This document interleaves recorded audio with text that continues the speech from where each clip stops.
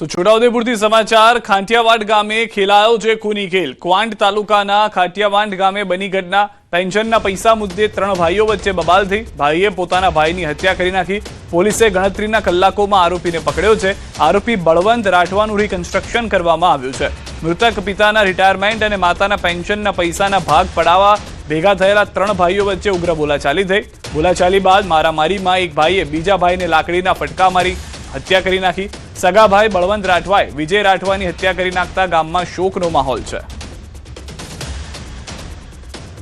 તો પેન્શનના પૈસા મુદ્દે ત્રણ ભાઈઓ વચ્ચે બબાલ થયો હોવાની પ્રાથમિક જાણકારી મળી રહી છે। ભાઈએ જ પોતાના ભાઈની હત્યા કરી નાખી છે અને તેને લઈને પોલીસ પણ દોડતી થઈ હતી। હાલમાં આરોપીના દ્રશ્યો પણ આપ જોઈ રહ્યા છો। વધુ માહિતી ન્યૂઝ 18 સંવાદદાતા સહેજાબ પાસેથી મેળવીશું। સહેજાબ, સમગ્ર ઘટના શું ઘટી હતી, હાલમાં વધુ શું જાણકારી? જે સિદ્ધાર્થ, જે રીતે છોટાઉદેપુરના કવાંટ તાલુકાની અંદર એક ખૂની ખેલ ખેલાયો છે।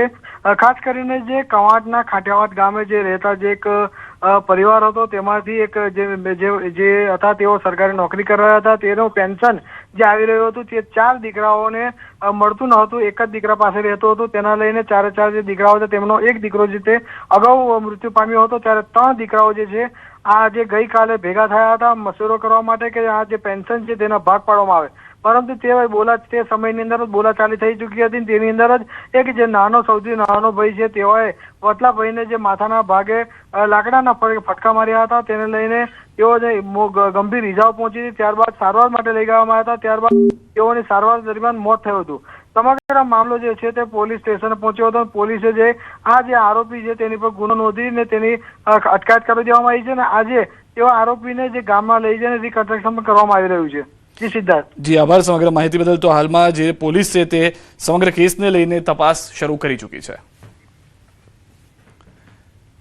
રાજ્યમાં કાયદો અને વ્યવસ્થાની સ્થિતિ કથળી હોય તેમ છેલ્લા 5 દિવસમાં જ હત્યાના અનેક ચોંકાવનારા બનાવો સામે આવ્યા છે। અમદાવાદ ગ્રામ્ય અને શહેરમાં એક જ દિવસમાં હત્યાની 3 ઘટનાઓ બની, જેમાં સરખેજમાં લગ્નના માત્ર 3 જ મહિનામાં પતિએ તેની પત્નીની ઊંઘમાં જ છરી મારી હત્યા કરી નાખી। વિરમગામમાં વેપાર ધંધાની બોલાચાલી માતા પિતા અને પુત્રએ જ તેના પિતાને લાકડાના ધોકા મારી મોતને ઘાટ ઉતાર્યો, જ્યારે ધોળકામાં મિત્ર દ્વારા જ મિત્રની હત્યા કરી હોવાની ઘટના સામે આવી। બીજી તરફ સુરતમાં પણ છેલ્લા 3 દિવસમાં હત્યાના ચિંતાજનક આંકડાઓ સામે આવ્યા છે। લાલગેટના હોડી બંગલા પાસે અલમતાઝ અંસારી નામની યુવકની હત્યા તેના સંબંધીએ તીક્ષ્ણ હથિયાર વડે કરી। સિંગણપુરમાં ચા પીવા ગયેલા 2 મિત્રો પર યુવકોના ટોળાએ ચપ્પુ વડે જીવલેણ હુમલો કરી દીધો। તો ખડોદરામાં નોકરી ન હોવાથી 1 મહિનાનું ભાડું મોડું આપવાનું કહેતા ઉશ્કેરેલા મકાન માલિકે ભાડુઆત યુવક અને તેના પરિવારને ઢોર માર મારી યુવકની હત્યા કરી નાખી। તો આ તરફ સુરત ગ્રામ્યના પીપોદરા જીઆઈડીસીમાં બાઇક પર આવેલા અજાણ્યા ઇસમોએ યુવકની તીક્ષ્ણ હથિયારના ઘા ઝીકી કરપીણ હત્યા કરી દીધી। આ તમામ ઘટનાઓને પગલે પોલીસની કામગીરી પર સવાલો ઉઠ્યા છે। સુરત ગ્રામ્યના માંગરોળ તાલુકાના પીપોદરા જીઆઈડીસી વિસ્તારમાં આવેલી બંસરી ઇન્ડસ્ટ્રીઝમાં મોડી રાત્રે એક યુવકની કરપીણ હત્યાની ઘટના સામે આવી। બાઇક પર આવેલા અજાણ્યા ઇસમોએ યુવક પર તીક્ષ્ણ હથિયાર વડે જીવલેણ હુમલો કર્યો, જેને લઈને ઘટનાના અંજામ આપ્યા બાદ હુમલાખોરો ફરાર થઈ ગયા। જાણ થતાં જ પોલીસ જે હતી પાલોદ તાત્કાલિક ઘટના સ્થળે પહોંચી હતી અને તપાસને આગળની કાર્યવાહી હાથ ધરી। મૃતદેહને પોસ્ટમોર્ટમ માટે ખસેડવામાં આવ્યો। મૃતક યુવકનું નામ રાજુ મારવાડી હોવાનું પ્રાથમિક તપાસમાં સામે આવ્યું છે। અંબાજીના દાંતામાં ગોજારો અકસ્માત થયો છે। બસ સ્ટેન્ડની છત જીપ પર પડી છે। એક બાળકનું મૃત્યુ થયું છે। 8 લોકો ગંભીર રીતે ઇજાગ્રસ્ત છે। એકની હાલત અતિ ગંભીર માનવામાં આવી રહી છે। પીપળાવાળી ગામથી દર્દીને લઈને જતી જીપ પહેલા બાઇકને ટક્કર મારી, ત્યારબાદ જીપ પિકઅપ સ્ટેન્ડમાં ઘૂસી જતા અકસ્માત થયો। જીપ પિકઅપ સ્ટેન્ડમાં ઘૂસતા છત જીપ પર પડી હતી। 108 દ્વારા ઘાયલોને સરકારી હોસ્પિટલમાં ખસેડવામાં આવ્યા। મોટાભાગના ઇજાગ્રસ્તોને પાલનપુર ખસેડાયા છે।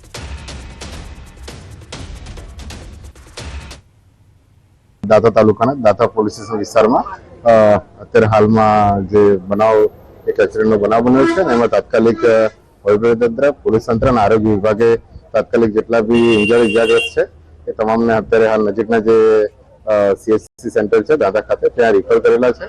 અત્યારે હાલમાં વધારે પોલીસ જે વધુ તપાસ અત્યારે પોલીસ અત્યારે કરી રહી છે અને જે બનાવ બાબતે અત્યારે નજરે જોનાર સાહેબો છે એ બાબતે તપાસ કરી રહી છે। રાજકોટથી સમાચાર। બેટાવડમાં સરપંચ અધિકારી વચ્ચે બગડાટી બોલી ગઈ। બિસ્માર રોડના કારણે સરપંચનો મગજ છટક્યો। કોલીથડથી ખડવંથલી અને મોટા ઉમવાળાનો રોડ અત્યંત ખરાબ હોવાથી તાત્કાલિક કામ શરૂ કરવાની માંગ કરાઈ છે. અધિકારી સરપંચ વચ્ચે ઝપાઝપી થઈ જિલ્લા પંચાયત ઉપાધ્યક્ષે મામલો થાળે પાડ્યો. રાજકોટના કોલીથડ નજીક બેટાવાડાના સરપંચ અને માર્ગ મકાન વિભાગના અધિકારી વચ્ચે ઉગ્ર બોલાચાલી અને ઝપાઝપીના દ્રશ્યો આપ જોઈ રહ્યા છો.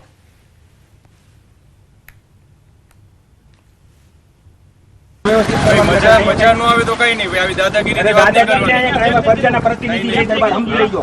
હું અહીંયા કઈ લાગાઈ નથી કરવાની.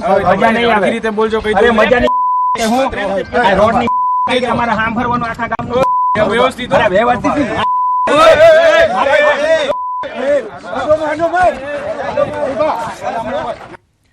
સુરતના અઠવા વિસ્તારમાં જરીના વેપારી ભરતભાઈએ આપઘાતનો પ્રયાસ કરતા ચકચાર મચી ગઈ. પરિવારનો આક્ષેપ છે કે કેટલાક વ્યાજખોરો તેમને 2-3 મહિનાથી સતત ત્રાસ આપી રહ્યા હતા.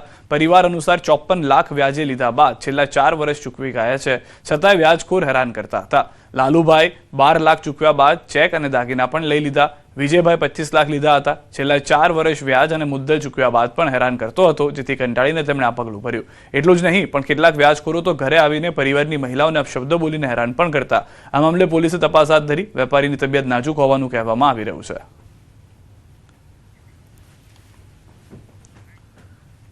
એસટી બસના ડ્રાઈવરો રીલ્સ નહીં બનાવી શકે. ગુજરાત એસટી નિગમ દ્વારા પરિપત્ર જાહેર કરવામાં આવ્યો છે. બસ સંચાલન દરમિયાન વિડીયો કે ફોટો ન લઈ શકે. વિડીયો સોશિયલ મીડિયા પર અપલોડ પણ નહીં કરી શકે. ચાલુ બસે ડ્રાઈવર ફોનનો ઉપયોગ કરશે તો કડક કાર્યવાહી કરાશે. નિયમોના ભંગ બદલ કાર્યવાહી થશે. ડ્રાઈવર અને કંડક્ટર રીલ, વિડીયો કે ફોટોગ્રાફી કરે છે તેને સખત તાકીદ કરવામાં આવેલી છે અને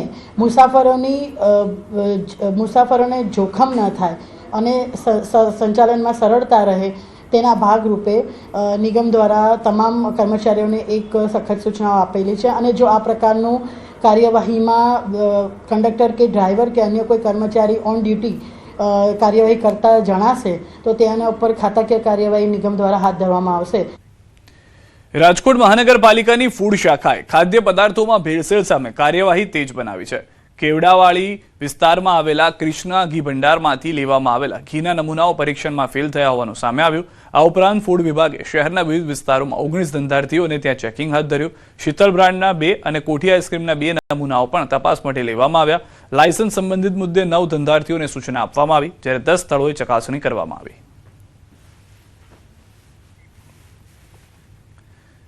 રાજકોટ જિલ્લાના ધોરાજીમાં નગરપાલિકાની ગંભીર બેદરકારી સામે આવી છે. છેલ્લા 1 મહિનાથી પીવાના પાણીમાં ગટરનું દૂષિત પાણી ભળીને આવતું હોવાના આક્ષેપો વચ્ચે ઝાડા ઉલટીના કેસોમાં વધારો નોંધાયો છે. સ્થાનિકો અનેક ફરિયાદો છતાં કાર્યવાહી ન થવાનો આક્ષેપ કરી રહ્યા છે. દૂષિત પાણી પીવાને કારણે ધોરાજી સિવિલ હોસ્પિટલમાં ઝાડા અને ઉલટીના દર્દીઓની સંખ્યામાં વધારો જોવા મળી રહ્યો છે. શહેરના વિવિધ વિસ્તારોમાં લોકોને ક્યારેક 5 થી 6 દિવસ અને ક્યારેક 15 દિવસના અંતરે દૂષિત પાણી મળતું હોવાનો આક્ષેપ છે, જેના કારણે અનેક પરિવારોને પોતાના ખર્ચે પાણીની ટેન્કરો મંગાવવા મજબૂર થવું પડી રહ્યું છે.